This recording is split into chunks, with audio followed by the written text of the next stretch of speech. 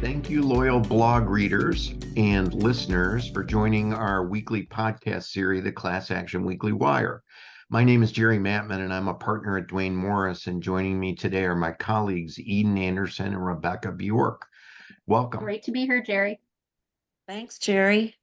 I wanted to discuss trends and important rulings in the area of arbitration, and specifically where named plaintiffs in class actions are signatories to arbitration agreements that contain class action waivers.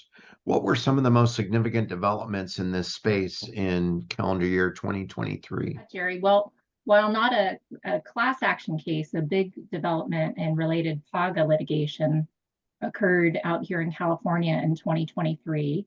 After the U.S. Supreme Court's decision in Viking River Cruises, there was an open question in California as to whether a PAGA plaintiff whose individual claims are compelled to arbitration retains standing to still pursue their non-individual claims in court. And the California Supreme Court answered that question in the Adolph versus Uber Technologies case. And unfortunately, the answer was not a good outcome for employers. The California Supreme Court held that PAGA plaintiffs do have standing to pursue non-individual claims in court, even if their individual claims are in arbitration. And as to logistics, the court clarified a few things. First, even though individual PAGA claims may be pending in arbitration and non-individual PAGA claims pending in court, the claims all remain one action, and the court action can be stayed pending the completion of arbitration. And as a practical matter, that's what we're seeing happen. And then second, if the plaintiff loses an arbitration at that juncture, the plaintiff clearly no longer has standing to maintain non-individual PAGA claims. And third, if the plaintiff prevails in arbitration or settles their individual claims, they continue to possess standing to return to court to pursue non-individual PAGA claims on behalf of others. Thanks, Eden. That sure underscores how vitally important it is for employers, given the Adolph ruling, to conduct an early assessment as to the value and viability of the named plaintiff's claim, as opposed to running the gauntlet, trying that individual arbitration, losing on at least one claim, and then having the plaintiff's lawyer resurrect a representative action and then corral and bring in all the other workers at issue in the case. What are some of the strategies to avoid that result in light of both Viking River and the Adolph decisions? Well, Jerry, as we thought might see happen, some plaintiffs have been alleging that they are aggrieved employees, but then disclaiming individual relief, trying to avoid arbitration through that pleading tactic.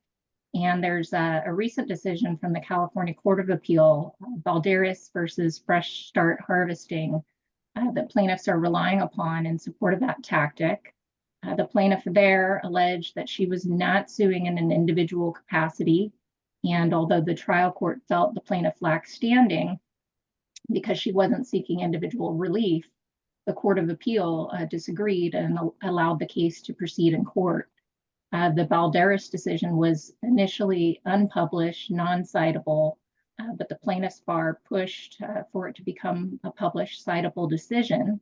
And of course, from the defense perspective, this pleading tactic raises some ethical concerns because you have a plaintiff who's giving up any individual monetary recovery for themselves purely as a forum selection strategy that ends up only benefiting other people, including their counsel. Rebecca, are there any other notable decisions in this array of cases from 2023? Oh, definitely. The Ninth Circuit also issued an important decision in Chamber of Commerce of the United States of America v. Bonta et al., which held that California Assembly Bill, also known as AB 51, which is a statute that attempted to criminalize employers' use of mandatory arbitration agreements, is preempted by the FAA.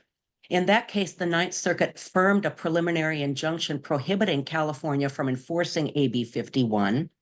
On January 1st, 2024, following a remand in the case, the district court entered a permanent injunction enjoining the state from enforcing the Labor and Government Code sections enacted as a part of AB 51. And the court also awarded the plaintiffs as prevailing parties $822,496. The district court's order brings finality, judgment, and ultimate success to a strong coalition of employer interests that banded together to challenge the state's attempt to criminalize the use of mandatory arbitration agreements. Well, that was a welcome ruling from the Ninth Circuit for employers, especially employers that utilize workplace arbitration agreements with class action waivers on a 50-state basis.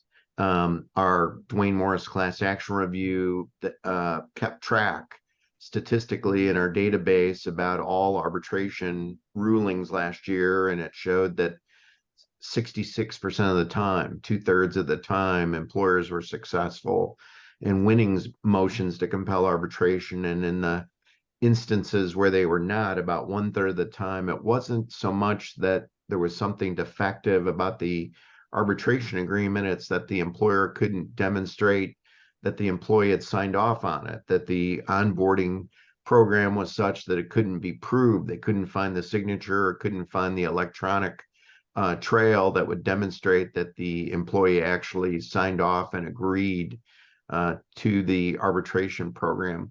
So it seems like the defense is very viable. Ninth Circuit cleared one of the impediments to doing so. What do you see? And as 2024 has now begun, some of the key arbitration decisions in this calendar year? There have been several significant rulings from the U.S. Supreme Court just in the last month.